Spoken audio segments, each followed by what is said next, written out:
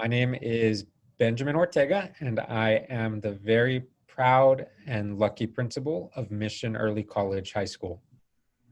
Thank you, Mr. Ortega. And my name is Allison Gardea, and I'm the Student Council President. Mr. Ortega, can you tell us a bit about your background, like how long you've been in the education field or anything you would like to add? So I've been in the education field almost since I was 18 years old.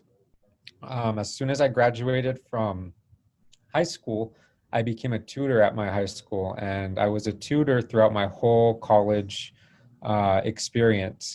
So over 5 years, I was a tutor at the school I graduated from.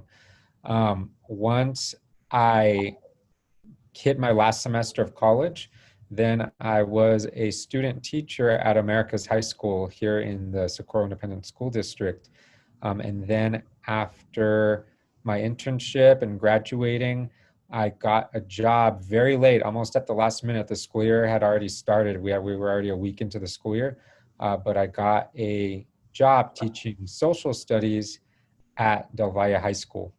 And I taught at Del Valle for 6 years. Um, then at the end of the 2012-2013 school year, that summer, I got my first administrative position. I became an assistant principal at the high school I graduated from, at Hanks High School. And I served as an assistant principal at Hanks from 2013 all the way up through the summer of 2018. Then that summer, I got hired as an assistant principal at Montwood High School. I was there from July 2018 to November of 2018. And then in November of 2018, I came to MECHS, and I've been here ever since. Yes, sir. So a Thank pretty extensive experience. I've been in education back since almost 2007. Thank you. And we really enjoy having you as our principal, Mr. Ortega. Thank you. Can you tell us like some information on what you think makes Mission Early College the school it is? I think Mission Early College High School is built on its reputation and the pride that our students and faculty and community feel in it.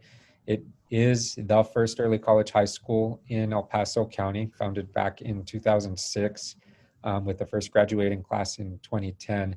And I think the fact that the school has had a 100% graduation rate since 2010, that has always been an A-rated campus, or before that, a campus that had the highest rating that Texas or TEA uses to rate their campuses academically. The fact that it's a blue ribbon school 2 times over, and the fact that we produce so many students that graduate with an associate's degree, I believe more than any other early college high school in the region. All of that makes the students, the faculty, and the staff here work very hard to keep up that tradition of being the first and best early college high school in El Paso. So that, coupled with that we are a small, tight-knit school, we're standalone, we're the only standalone early college high school in Socorro, with approximately 500 kids. It's always a little less than that every year.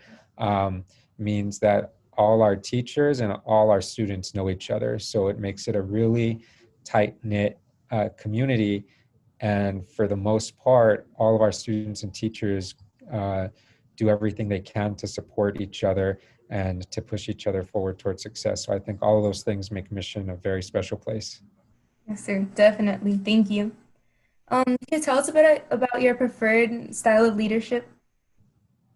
I think that a true leader builds up other leaders. So I don't believe in making decisions on my own and then dictating them out and expecting them to be done. I believe in bringing people to the table, and that is not just adults, but students also, making sure that they have input and they have good ideas to share also. And if there's a good idea to share, why not put it on the table, and why not see how we can implement it and work together to make that idea come to fruition. So I think when we build up other leaders, that is a true testament to leadership, because someone that's a quote unquote leader, they come and go.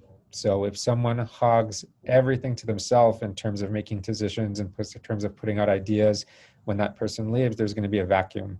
And who's going to step in to fill it? So the most successful leader is going to listen to others' input, listen to their ideas, let people contribute to forming a vision and goals, and then work collaboratively with all those people to put those visions and those goals forward to come to fruition.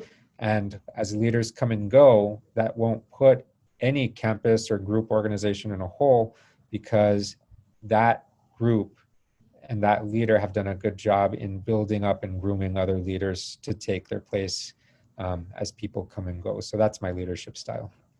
You do a great job leading that way, Mr. Ortega. Thank you for always, like, me as a student, thank you for always, like, including all of us, all of the student body into the decisions that are made that help our campus be the campus it is. Thank you. Of course.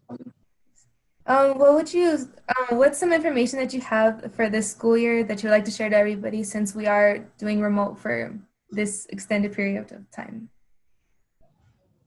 I would like to share with everyone that so far we're 2 weeks in and everyone is doing a great job. Everyone is going to their classes, they're checking in with their teachers. If they're having issues, they're making sure to communicate with us so we can help them solve them. And they're being flexible. And that's the biggest kind of piece of information that I could give in terms of how this school year is going to go. I encourage everyone to continue being flexible, to know that there's going to be changes, if not on a month-to-month or week-to-week basis, sometimes even on a day-to-day basis, as our new normal, as conditions within our new normal fluctuate and change. But I know by supporting each other, by remaining flexible, and by helping each other out when we get the opportunity to, that we're still going to make it one of the best school years ever. Yes, sir, definitely. Thank you. Touching base on that, what would you have for some advice for the students, the faculty, the teachers, and the parents for this school year, since obviously we are under very different circumstances? My biggest piece of advice is to stay positive. There's nothing we can do about the situation that we're in and how things change on a day-to-day basis, but the biggest thing that we do have control over is our attitude that we have about our situations and about each other. And I know sometimes there's students or families or individuals where it's not so easy to put on a positive attitude. And if that's easier said than done, then reach out to friends, family members, reach out to our staff so we can support you. But that is my biggest piece of advice, to stay positive, and when we wake up in the morning, to remember that we choose our attitude every single day. And we just got to try to see the positive in everything that we do on a day-to-day basis, and in everyone that we see, and in every situation that's given to us. Look for the bright side, look at the positive aspects as much as possible. And I know if we do that, we'll get through this school year successfully. Yes, sir. Those are some great words of advice. Thank you, Mr. Ortega. Is Thank you. there anything else that you would like to add, just to go ahead and tell everybody? No, I think that pretty much sums up kind of how I feel about the year.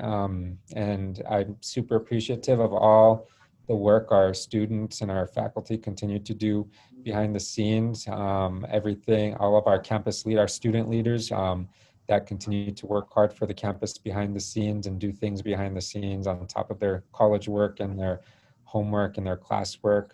I really appreciate everything all our student leaders are doing to continue making sure that mission isn't just doing well academically, but that we're continuing to do well in building up our student leaders and keeping them involved in the campus to the best of our ability. Yes, sir. Thank you. On behalf of Student Council, we would like to say thank you to Mr. Ortega.